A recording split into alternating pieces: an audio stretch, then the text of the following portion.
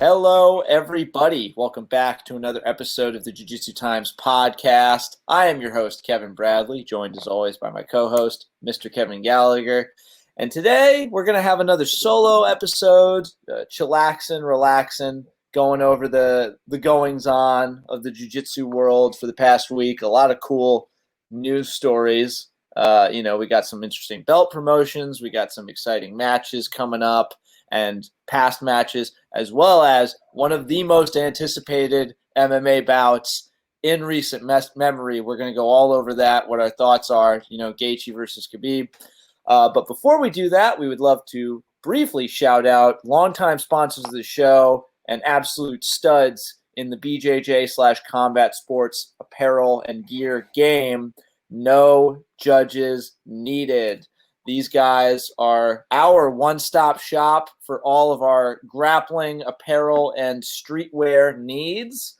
And especially since it's getting into those colder months, you're going to want to rock some hoodies. You're going to want to rock some of that thicker gear. But if you plan ahead for when it's a little bit warmer out, we also got you hooked up with T-shirts. I myself am rocking one of them, and it is as comfortable as sin.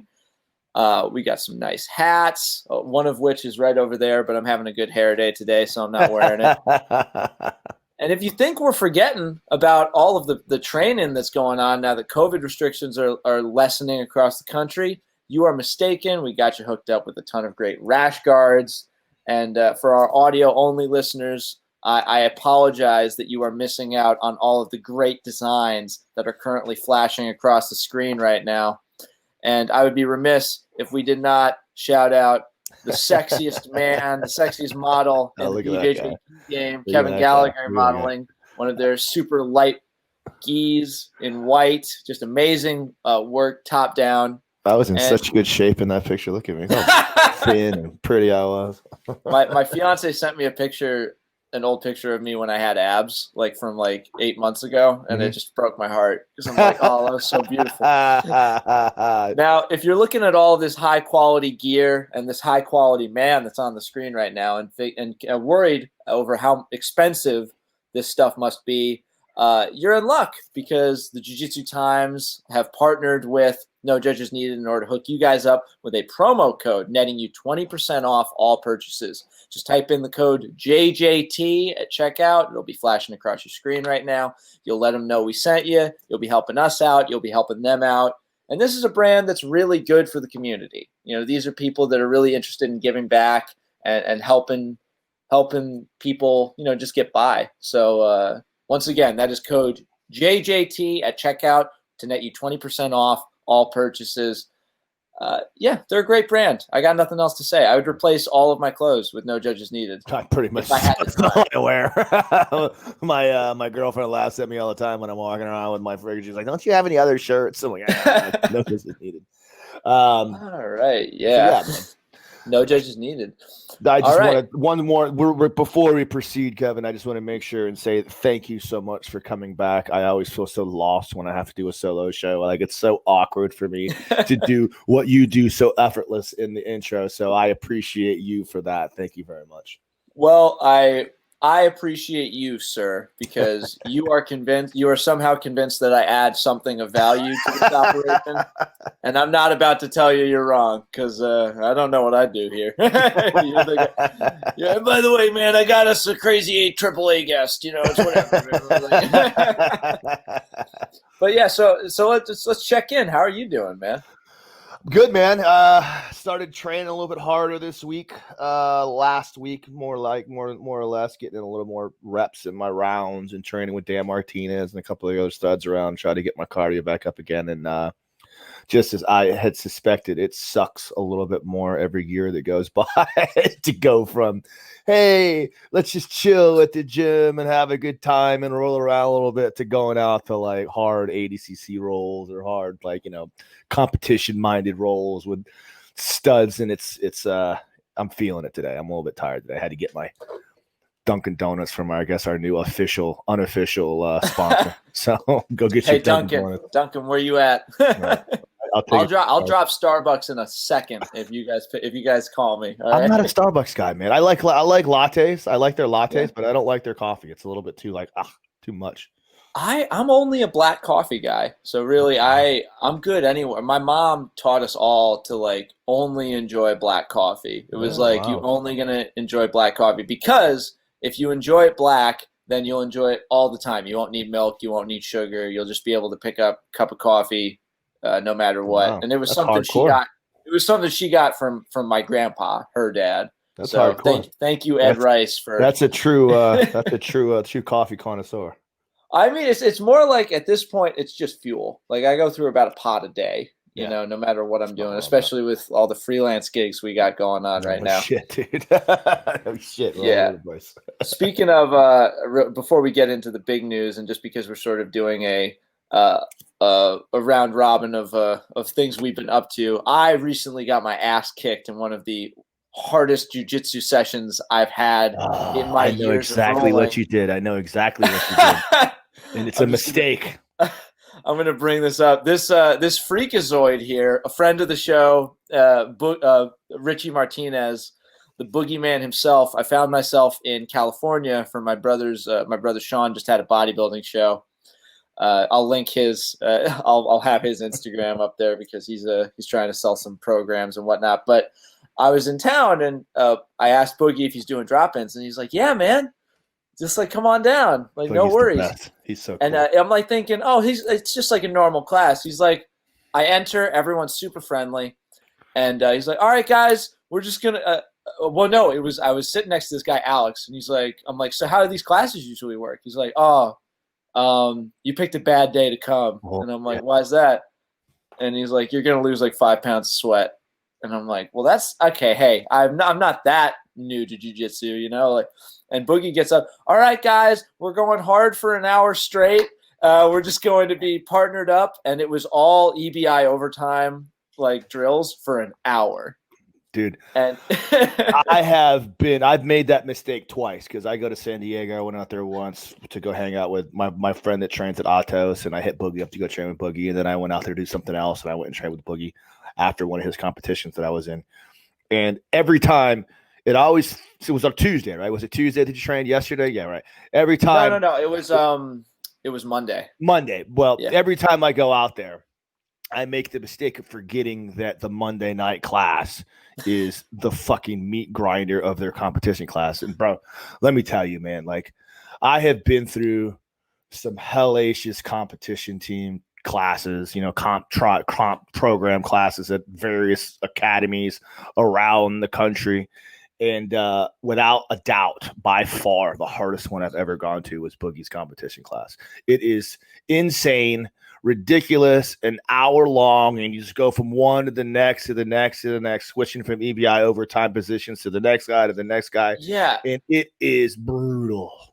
Dude, by the end of it, both my arms, because I think maybe the entire time I got out of maybe 4 armbar positions, and I think they were from guys that it was their second class or some crap. Like these guys were so good at just peeling through my defense and just like wrecking everything. Well, they get that from Boogie. That's one of Boogie's things on that armbar position from he does that spider web where he comes over and the calf slicer, the bicep slicer, and he's just unstoppable. And also he kicked off the round and said like because after like it was 2 minutes, you attack for a minute and you try to escape for a minute and then you switch partners. He said, if in the 20 seconds that you like don't find a partner, someone's standing without a partner, everyone does burpees. Yeah. Right. And I'm like, holy crap. I thought you were like the nice chillaxing, like cool dude. You're a monster. Bro, when you go there too, you believe me. Any idea you think that 10th Planet is just kind of like laid back, cool, like stoner freaking academy. Like the vibe is definitely there. They're all cool dudes. It's a big family environment. That was the thing is like you work hard. Incredibly polite, so hard. Nice. They work so hard. Like, dude, I felt like the fact that I didn't completely beef it amazed me. Just because by the halfway point, like you start to get into it. Like the first 10 minutes, I was I was so scared. But then like after that, you kind of get into it, and it's only after that it all hits you, and then all of a sudden you're so when tired. You're done, when you stop and you go out Yeah. there, you have like a weird, like euphoric kind of death. I stumbled out, and he's like, "All right, everybody take a rest, and we'll get some rolls in." I stumbled out, and I just kind of wandered around like a zombie. That's about how I remember it too. Yeah, no. Shout out to the Freak Show, 10th Planet San Diego. You guys were killers, and it was the crazy thing is I never felt more welcome at a place I was just showing up to. Boogie's the man. Boogie really is a cool dude. Yeah, he was without just question. Like, tell Kevin to hit me up, man. One of the best dudes. One of the best dudes in jiu-jitsu across the board. 100%. Give me a ride home one night. Oh, you're not taking an Uber, man. Like him and his wife took me in his car, like across town in San Diego, dropped me back off at my friend's house. Like super cool dudes, man. Really cool, man. All right. Well, let's just before we get into the UFC breakdown, let's just cover a few of the big stories that have happened in the world of grappling since our last. Excuse me, LaCroix will do that to you. Let's go over some interesting promotions that happened since last time. Big news out of Atos. Cade and Ty got promoted to brown belt from purple. Incredibly young phenoms under Andre Galvao. Before we go further, how closely have you followed these two? So it's interestingly enough, when I went out to Atos to train, I guess it was about 2.5 years ago now. My buddy is a black belt, who's a black belt with under my instructor, Matt Arroyo. He moved to San Diego, ended up training at Atos. So I go out there and train with him at Atos every once in a while. So about 2.5 years ago, I saw the twins.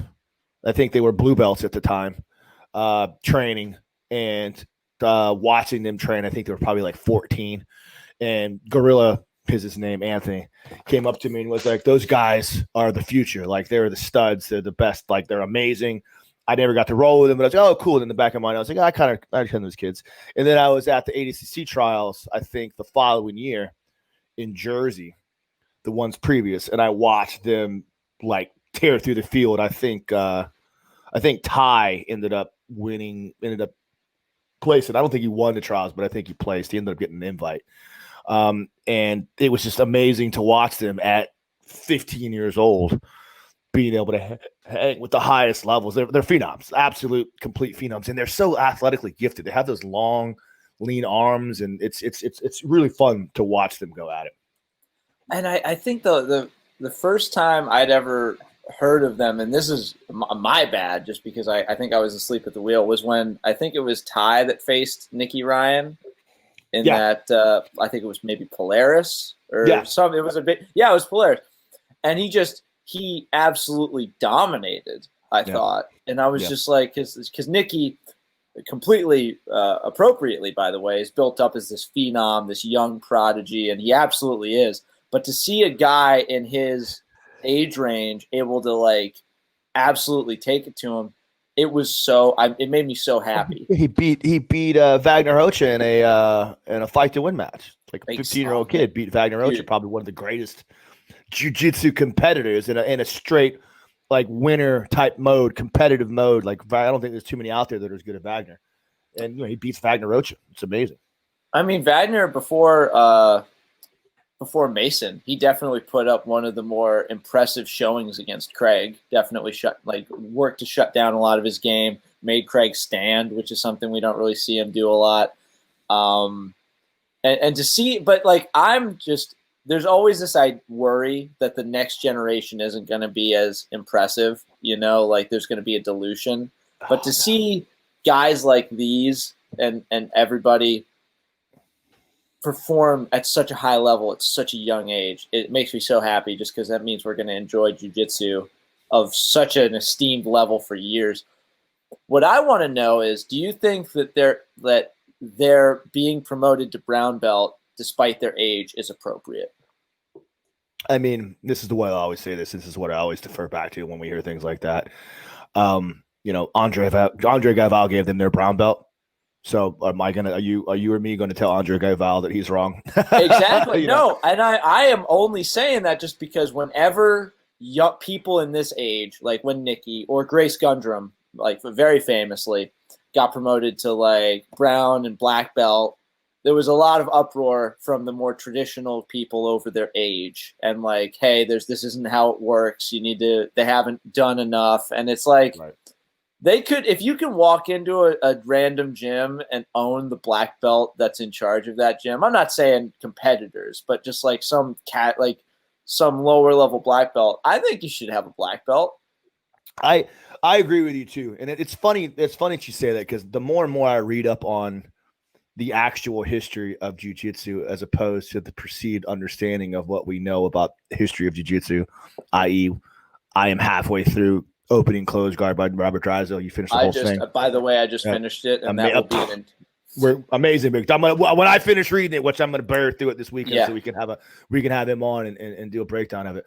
But the point is the more I start to read through the history of jiu-jitsu and how jiu-jitsu actually formed, the more and more I realize that like people pretty much did what they wanted to do. And like, regardless of whatever perceived notion of time limit and time frames that we did that the IBJJF and before that, I think it was the CBJJF came up with to try to make things into an actual perceivable metrics. Like, guys did whatever they wanted to do. Like, I know for a fact that the power of jiu-jitsu is an amazing thing. Like, I can roll with pretty much anyone and really quickly and easily recognize what belt they are and not have them, even if they blow through me, even if they're super good, like I'll be able to tell based upon their timing and their usage of techniques and the way they do things, if they're a brown belt, purple belt, black belt. I'm pretty sure that Andre Galval can do the same thing. Yes, the rules are you're supposed to be 18 before you get your purple belt, I think it is, and then you're supposed to be 20 before you get your black belt, or 21 before you get your black belt. I can't really remember exactly what it is, but again, I ain't telling Andre Galval he's wrong. If Andre Galval says they deserve a brown belt based upon their record, based upon the way they're competing, based upon their accomplishments, who's to say those guys don't deserve a brown belt? If the IBJS wants to give shit about it, if the old school guys want to give shit about it, whatever, fuck them. Well, I think that leads to a good question that I think naturally arises, is that what are the standards? Just because there are wrestlers at the bleeding edge of grappling right now. Like, you take the guys that are competing for the top spots in the NCAA.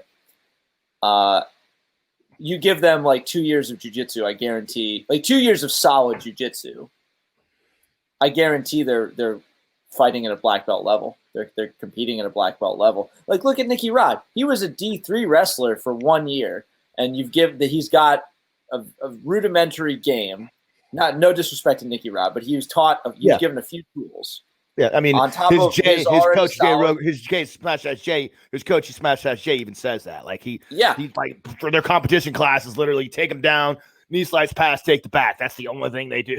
Yeah, like when you give that kind of alpha competitor those tools and the reps and a certain amount of time. I think he was training for 8 months before he placed gold at the blue belts, like IBJJF Worlds. Yeah.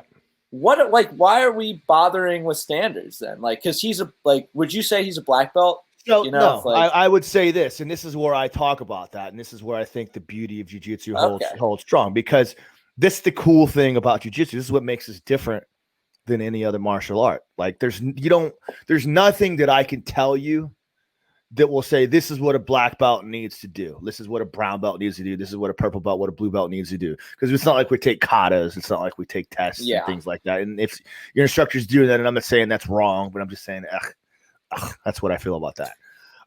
But that being said, as a black belt, when you get to the position and when you're a black belt, jiu-jitsu black belts and competitors and coaches, we just kind of know. Like, I can roll with someone and realize, wow, this guy's a stud. He's an amazing athlete. He's passing my guard. He's doing things, but his jiu-jitsu is really not that great. It's a blue belt, purple belt-ish kind of level with a world-class athlete. There's lots of guys in the ADCs here right now. Because jiu-jitsu is starting to attract these next-level athletes because they're starting to see an opportunity for a big stage to compete on. So whereupon these guys can say, yes, they're competitive, they can hang with next level guys, but they're not really a black belt, brown belt at that level yet. But their athleticism and their tools gear them towards that. We got a perfect example of that. An example of that is this kid right now. We have this kid who is he's only been training with us for like a year. He's fucking savant. I was just talking about him the other day. I just hit Seth Daniels up and Ryan McGuire and told him, look, dude, I have the fucking best blue belt I've ever rolled over in my life. And I'm not dropping that line just to say it. Like, this kid is amazing. He rolls with me and Dan Martinez, and it's phenomenal. And when he rolls with us, like, it's not me saying he is an ex-Division I, wrestler, or, he played college football and he has that athleticism where he uses that athleticism and geared himself to a few different things to be able to make things happen.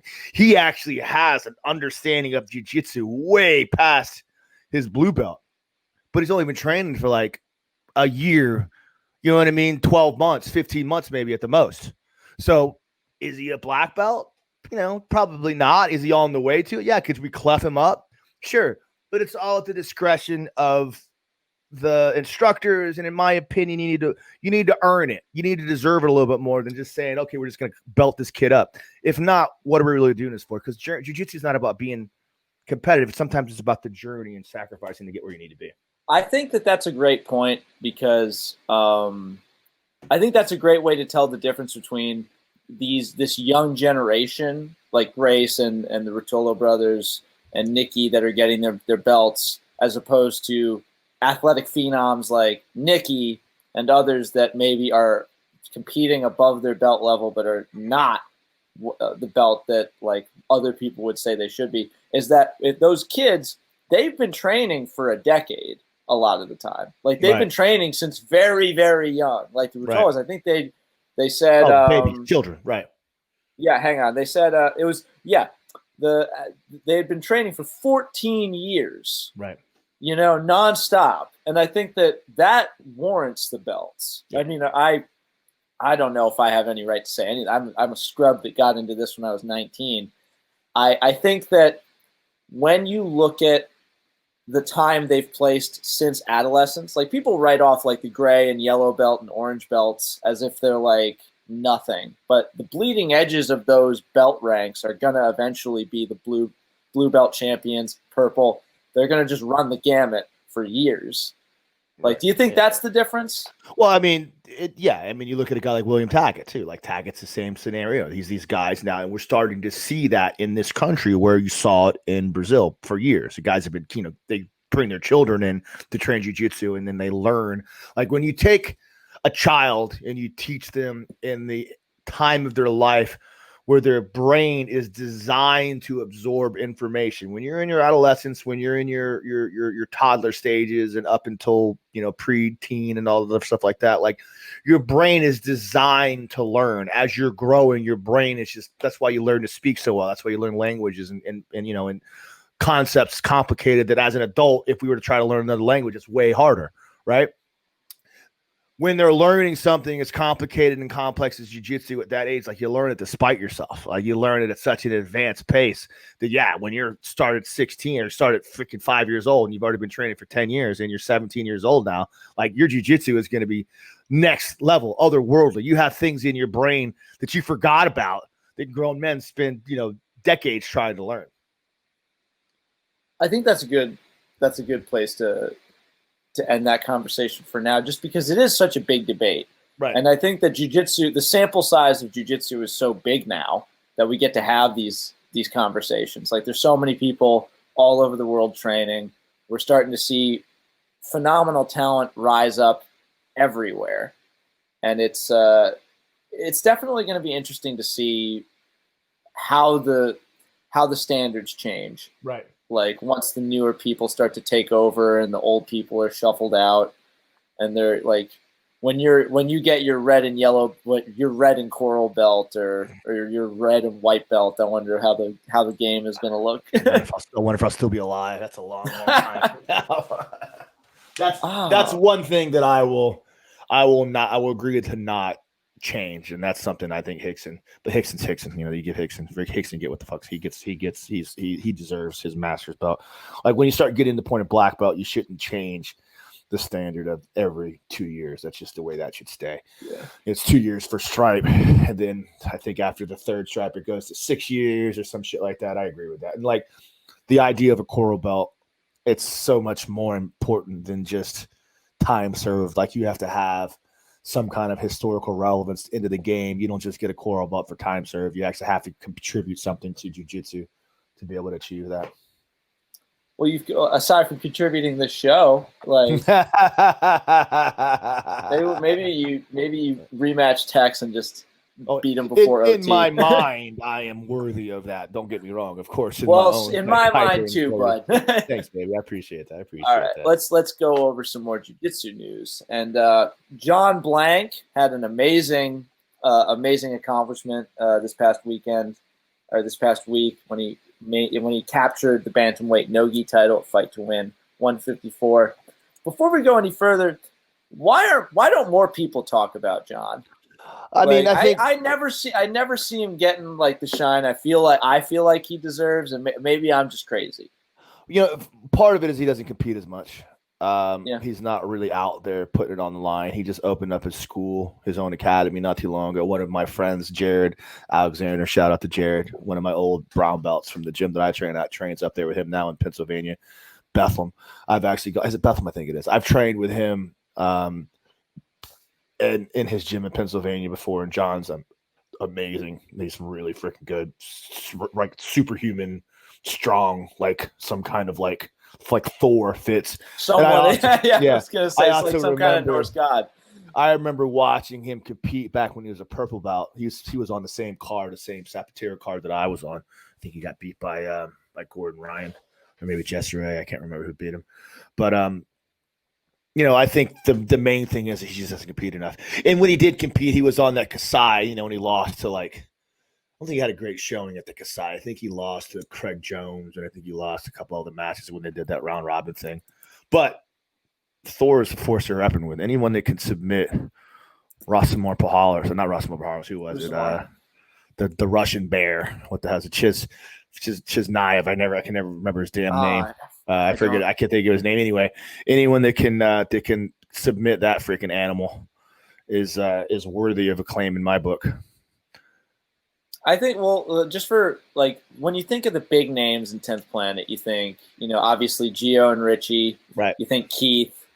You might maybe like Kyle Bame, obviously. Where does is John's definitely up there, right? Yeah. Like he plays for ADCC. The thing about John too is he has managed to make himself to stake himself a claim in the jiu-jitsu world in general outside of the submission-only 10th Planet niche. You know what I'm talking about? Because when you think of guys like Boogie, and you think of guys like Gio, and you think of guys like, Nathan Orchard and some of the other dudes that are the big names. Yeah, that are the big names in the submission-only 10th Planet system. They are known as kind of EBI guys, submission-only guys. They kind of stick to that circuit, and they haven't really had the same crossover appeal into ADCC and IBJJF type formats. Thor, because he did so well in the trials, and then he got the invite into the ADCC and showed himself to the ADC.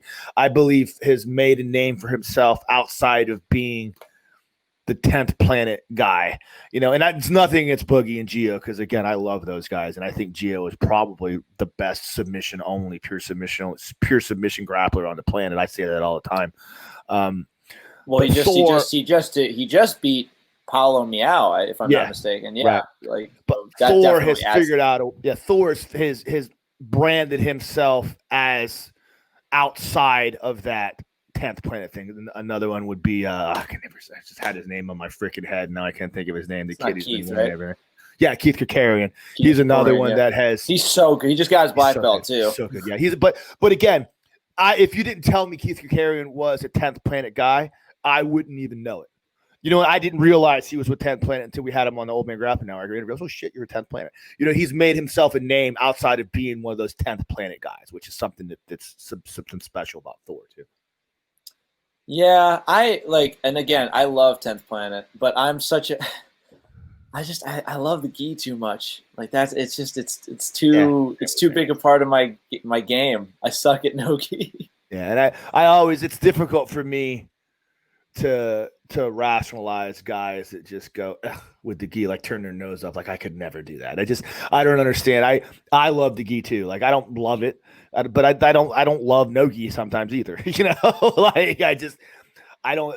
Training in the gi there's a spiritual level to it. You're connected to what the roots of real jiu-jitsu comes from when you're training in the gi, and it's just I don't understand how anyone that trains jiu-jitsu could just turn their nose up at the gi like it's I could never do that.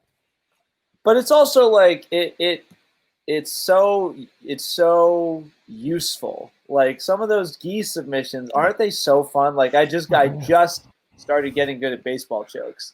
Well, like, and when you think about it in terms of right, when you think about it in terms of self-defense, this is what I always talk about. People always say, "Oh, well, no one wears a gi when you're training in the streets, so those gi grips are useless." Like, well, dude, like no one's naked when you fight them either, like this T-shirt. Guess what? I'll choke the shit out of you with this T-shirt. Like I don't understand how people don't understand the relevance of what the gi represents. Yeah, are we wearing like an old kimono when we're walking around in the streets? No, we're not. We're not in feudal Japan, but at the same time, we're still wearing clothing that can still act as an apparatus to choke ourselves. There he goes. Oh, look at that. Good timing, Kev. Right back. We didn't have to edit that one out, man. You're right back when I finished my thought. We didn't even know you were gone, man. Sorry about that. So what's next, man? What else we got going on? All right, well, I think we got time for one more sort of jiu-jitsu story before we go into the mother of all MMA bouts. And I'm excited. I'm excited, even though I'm sad, just because in my heart of hearts, I'll always want Ferguson, Khabib. Like we were robbed of that so many times. Yeah.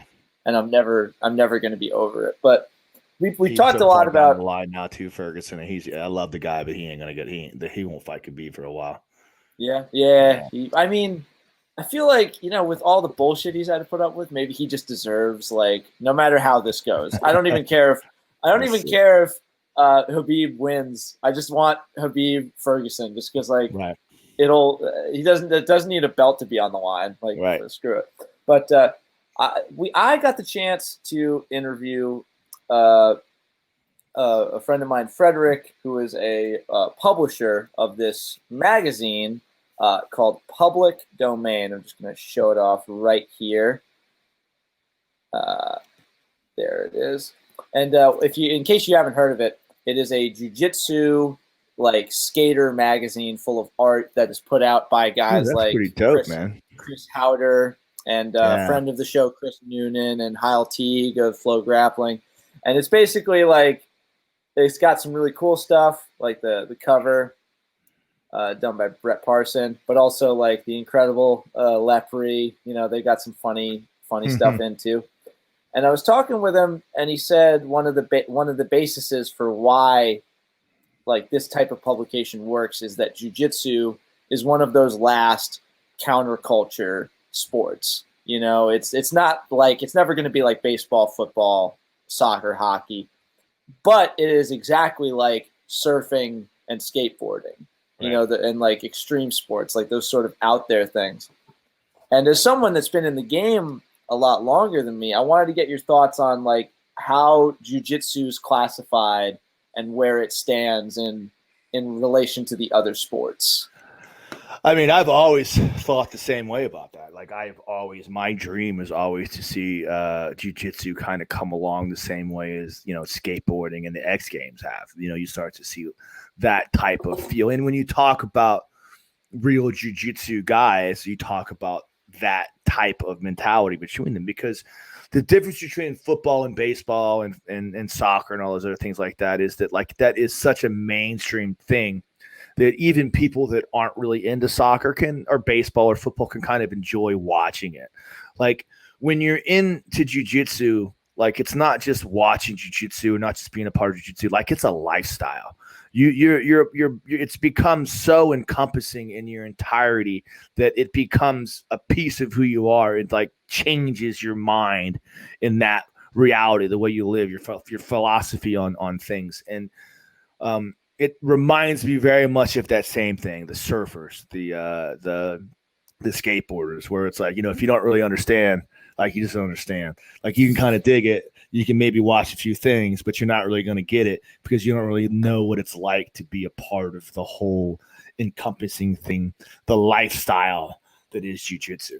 And like, I love this. I love this so much. When we had Chris Howder on, we talked about this a little bit. This is something that I've always dreamed about to see, is this type of thing here. I think it was when I was talking with him, and we hope to have him on the show at some point. There was this worry in the back of my mind that this stuff is only possible because jiu-jitsu is what it is right now. And we all want it to be bigger. We want it to be more successful because we want more money. We want more people to be able to make a living off of it. But I'm always afraid that when that day comes, we're going to look at it and be a little bummed that it's changed so much. Because I feel like it's going to have to lose a lot of what makes it special in order to welcome in more people. You know, like, you can bullshit. Like, if you're at a baseball game, you can bullshit and pretend to be a fan that gets what's going on, and no one's really going to care. Right. You can't really do that with jiu-jitsu or skating or surfing. Like, yeah, I think the thing that changes that mentality is the dilution of it you talk about. It's like, you can't fake jiu-jitsu. There's nothing about jiu-jitsu that you can come in and pretend because you roll. And so we always talk about what separates jiu-jitsu from other things. I think it's the same thing kind of separates these fringe element sports the same way. Like, you can't pretend that you're a skateboarder, like, because the proof is in the pudding. If you get on the board, you bust your ass, you fucking suck. You know what I mean? Like, same thing with jiu-jitsu. Like, when you're doing jiu-jitsu, like, people that know jiu-jitsu will know very quickly if you're full of shit or not. The proof is in what you have to put in to get it. And that process is what changes you. That journey, what everybody likes to say, is what really changes you. What I find interesting is that, you know, celebrity endorsements are treated like such a bigger deal than I think they actually are, especially when it comes to something that's hard like jiu-jitsu. Like, a few people I've talked to, when, like, guys like Henry Cavill and Jason Momoa and, like, I mean, God, the list goes on and on. Ashton Kutcher. No. Yeah, Ashton Kutcher. Like, right. Demi Lovato. Right. Demi Lovato. Like, there was this thing that was like, oh, man, people, like, my parents actually specifically were like, hey, he's, like, Kelso's doing jiu-jitsu. Like, it's going to be huge now. And I'm like, yeah, no. It's hard. It's hard. It's not like it's not like buying these. God. When you see these. When you see these, like, stars doing jiu-jitsu, it means that it's becoming trendy enough that people on the outside are getting into it, and I don't care. Like, I love that Ashton Kutcher is making it trendy, because you know what? Once he gets involved with it, it's going to suck him in the same way it sucks in everybody else. And now when people see Ashton Kutcher do jiu-jitsu, they're going to hit me up to do private lessons. They're going to hit me up to want to come train because they're like, oh, Ashton Kutcher's doing this, and then the same thing happens. They get sucked in and they want to do it more. Yeah, and I think that, like, products like these, and, like, Public Domain's also launched a YouTube channel. Definitely go check that out. They're going to be posting a lot more vlogs, and some of them are going to be translated into English, I hope, because my French is not that good. Oh, is it in French? Is that the thing? A lot of it is in French, but, like, a lot of their sales are in America just because jiu-jitsu is king here. Like, jiu-jitsu is so massive here. It lifts up everybody that's doing jiu-jitsu stuff from around the world, which I think is a really cool thing, just because, you know. If it's counterculture, it's cool that America it's counterculture, it's for me, man. I've always wanted to be. I've always had a fascination with that. Yeah, but, like, I think, but what Frederick actually, his solution was, it will never be like that. It will never get to that point where there is a dilution of it. Like, that's really noticeable. And his reasoning was, when you, like, dive on a like skateboarding is huge. Tony Hawk video games are huge. Like, it ruled the 90s. It got bigger than jiu-jitsu's ever gotten, ever. Not everyone skateboards now, though, because when push comes to shove and you're about to, like, start rolling and you're looking down the ramp to do a trick, you shit your pants a lot of the time. So the inherent difficulty, the leap of faith required, is what's always going to keep people honest about it. It's a good comparison. Yeah, and he's like, when you see surfers, it looks cool, but have you ever like gone into a wave? It's terrifying. Yeah, exactly. Like you're on that board. I tried surfing once. It hit me in the jaw. Like it slipped out from under me, and I'm never gonna surf again. Like I'm done with that. And so when he said that, it actually kind of chilled me out because I'm like, yeah, no, it's tough. It's so tough. I love it. And sometimes it's like too tough for me. Like I'm just like, I don't want to go today. But yeah, no, that's like, and I think that's something I needed to hear just because I'm always afraid of losing how the special this is. Yeah, I love this idea. I'm gonna start checking these guys out. Oh, definitely. They put out 2 issues. We'll include the links down below, and they also have. Hang on one second. I'm going to look it up real quick. Artitude. Also, the umbrella company is Artitude, which is like it's a bunch of art magazines for skating specifically, but public domain is more jiu-jitsu. So like that's the brand. And although I am not a skater, I'm really tempted to get this new deck they have put out called the Legacy deck. Oh, look at that! That's pretty cool. And I think a little. I'm not sure which of his sons that is. One of them. But like, look at that! Look at that art. That is so cool. Pretty cool. We'll call it Hickson. And then from that vantage point, Hickson learned the meaning of death. Right. Exactly. And then he vowed to destroy all of his enemies. Oh man, but that's cool. Yeah, we love shouting out cool stuff that people in the community are doing. So if anyone comes across any cool art or projects that are going on, feel free to message either of us at our Instagram handles that are listed right next to our names. But yeah, let's just get into it. Such a massive fight happening. Mm-hmm. Holy crap. Justin Gaethje, Khabib Nurmagomedov. It's gonna. I'm pumped, man. How you feeling?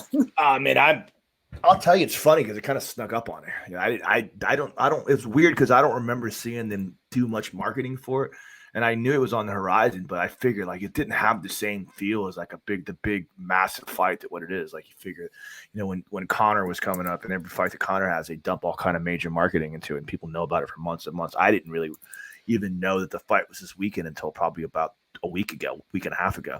And then more than that, I didn't realize the fight's at 2:00. So make sure you're tuned in at 2:00 in the afternoon, because I don't know that too many people are going to be able to remember that. Like I don't know nothing from nothing. I talked to Billy Q about it, Billy Carnteller today about it. And he was talking about the fact that because Khabib is from Russia and that's prime time maybe in the European area. So maybe they're trying to push it to that.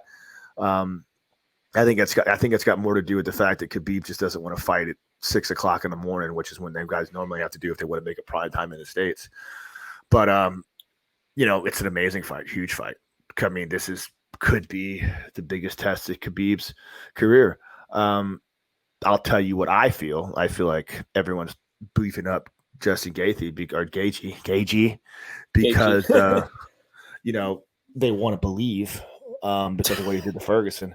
I mean, I think it's kind of a sucker bet myself, to tell you the truth. I think Khabib is special. I don't think anyone's going to be Khabib. I don't see any reason why he doesn't go out there and do to Gaethje the same thing he does to everyone else. Everyone likes to talk about Gaethje's wrestling ability, how he's this great wrestler, how he's this and that. Like, Khabib has demolished better wrestlers than Justin Gaethje. He has done the same thing, enforced his will on people. He just sucks the life out of you and drains your life force away until you submit to his will. And I don't see any reason why he doesn't do the same thing to Gaethje. Just my opinion on it. You know what I think about maybe once a week? I think about Khabib's last fight, Dustin Poirier, that last guillotine attempt. It looked really good. And I'm thinking if the angles were just a little different, grips maybe a little different, like a nudge here, a twist there, he puts Khabib out. Because I don't think he would tap to anything. I think he would just go out. And then like the whole universe shifts on his axis. But now like we have this. We every every defeat, every victory for Khabib has built him into this absolute mythical, unbeatable monster. And at this point, I really can't. I'm like you. I can't imagine what's gonna like. I can't imagine who would beat him.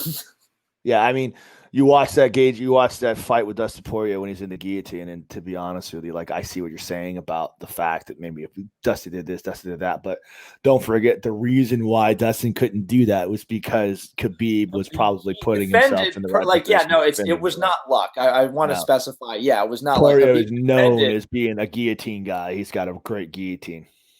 And Khabib defended it perfectly. It was incredible. Like he was never so sure of victory that he was not ready to defend that choke, especially with a submission guy like Dustin. And you talk about the fact that Khabib's father just passed away, his longtime coach and father just passed away, a few months ago.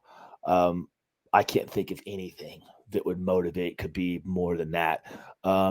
People can say, oh, it could be a distraction, it could be this. Like, I don't think Khabib gets distracted. I think this is his motivating factor to do what his father's plan was for him from the start, which was to have 3 or 4 more fights against GSP, which is what he wants next. He doesn't give a shit about Khabib or Conor anymore. Screw about Conor. He doesn't care. He wants to be Gagey. He wants a super fight with GSP, and he wants to retire as the greatest MMA fighter of all time, which I think he will. Not even like. Truthfully, the closest Khabib has come to defeat in years was that guillotine attempt. Yeah. That was like he was never rocked. He was never like on the ground defending a hail of barrage of punches. It's always been cold, efficient domination. I think the only round he's ever lost was to Conor, and I think he kind of took that round off to kind of like get his wits back together again, so he was stronger in the final 2 rounds. I think he just wanted the opportunity. He's like, I want to just beat him up for as long as humanly possible before I nearly break his jaw. Give him a false sense of security so he can just snatch it right back away from him. Khabib's special. Watching that fight against him with Michael Johnson, I think it was, where he's just beating him in the face and telling him, you should quit. I am the greatest. You don't deserve to win. I deserve it. I mean, it's things like that like are frightening. And I don't see any reason why after this fight, Khabib is haunting Justin Gaethje's dreams, just like he haunts every other fighter's dreams that he's fought over the course of his career. And it's funny because if I remember correctly when he was saying that, he didn't sound particularly like angry. It was more like, hey, like, bud, hey. That's the scary part. It's that absolute confidence of saying you should just quit. Save yourself. I'm going to keep beating you and beating you and beating you. All you have to do is quit. Like that's frightening. That's scary shit. That's scary. And I think like from everything that I've seen about him in pressers, like absent the Conor bullshit, which I can't even fault him for. Like if someone came after my family that way, it's crazy. Yeah, exactly. Yeah. But I mean, to talk about Gaethje for a second. But real quick, just before I want to just because, a great coach and father has passed away. Abdulmanap Nurmagomedov has clearly, I don't even know if this was his intention, but he's cemented his own place in the history of MMA as one of the greatest maybe coaches of all time, simply because of how dominant his son has been. Well, if you look at all those Dagestani and freaking teammates of his, they're taking over, man. They're taking over. They're a special breed of Spartans. It's insane. Yeah. Okay, but on to Gaethje, yeah. No, so Gaethje, not to take it anyway. And again, Gaethje, the bet, I think the money line is minus 270. I think that's a pretty good bet. I think it's worth the bet. I think it's a sucker bet myself, but the odds are there. If you get on it now, it could help you out.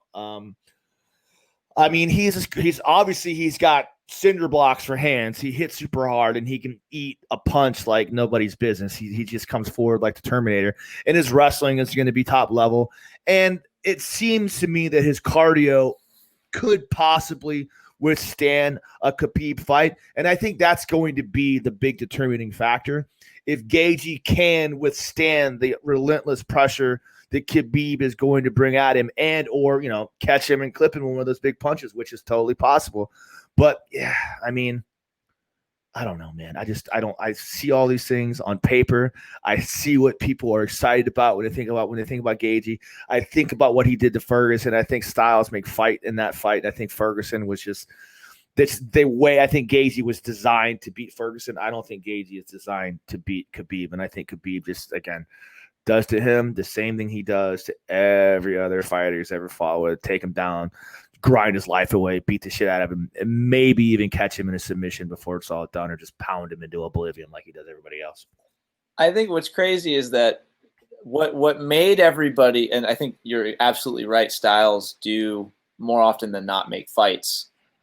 I think what interested people about Tony was his last major, like the first time he won the interim title against Kevin Lee, it was off his back. It was with the triangle. And so for a lot of people, they looked at that and went, oh, this is a guy, like, even if he's not in a dominant position on the ground, he's still dangerous, because, we see fewer triangles in the UFC, I think, or maybe I'm just falling asleep at the wheel. Yes, you're absolutely right. I don't think he him winning by submission over Khabib. There's some long ons on that. No, but the people looked at that and was like, okay, this is great. Like, we have a guy who he's going to get taken down because it's Khabib, but maybe he works off his back, and people aren't seeing that with Gaethje. No, you're talking about Ferguson, of course. Yeah, exactly. Yeah, he's got that good Darce choke. Yeah, the Ferguson Khabib fight is much more interesting in my opinion. Ferguson, you're right. He works off his back well. He's going to be sneaky, and tricky.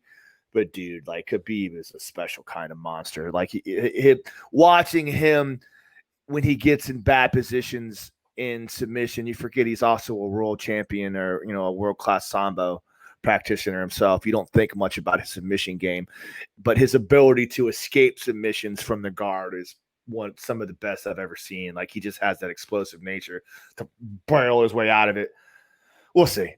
Long story short, I don't think if he loses this fight, we may see a Ferguson Khabib match.